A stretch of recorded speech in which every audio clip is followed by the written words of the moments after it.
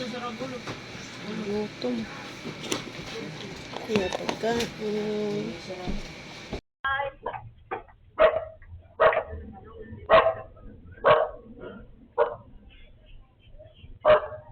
Bye-bye! Tuk-tuk na. Huwag naman. Asa na balik nila Tilisa? O, di mo. Kuan ngayon po. Puso ko pili sa usa na misay. Nana ko lay. Basta yung papel at niya sa duha. No. Mahal. Mahal na do. Wordin. Wordin. Wordin. Naman. Ano binabriyan mo? Okay po. Ikaw pa yun. Di ba rin ba yung gumawa? Sabi ko lang.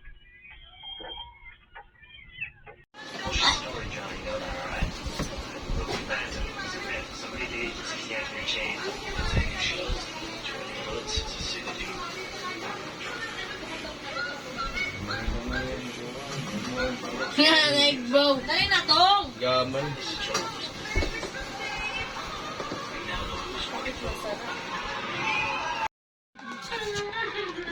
Yan sa igbo. Unti-itin. Ay, guti ka pa si itong Dali dito. tuming. Nakatapos sirong niragdaan nila tatay. Kamutulo. Oo, kamutulo. Tipid sa tuwan. Ginuhipit nga sa tuwan. Gulti ka sa... Para kilayo si Rachel sa mga di umano nilala na kumukursunada sa kanya sina Feli at Alsabalutan. Lumipat kami doon sa kantalugan eh, para sinabi doon ang kantaan busog-busog na bata, ganyan. Bigla-bigla niya magkasakit. Pinala na nga sa ospital, walang makita ang sakit yung doktor. Sabi nga ng albularyo, may nag-aalaga raw doon sa bata.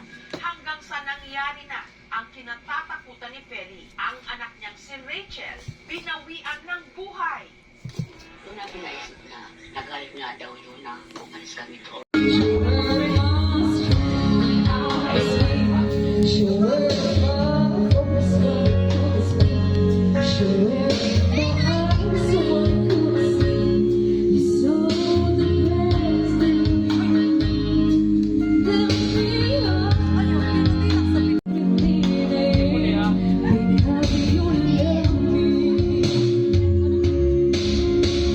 You were always there for me.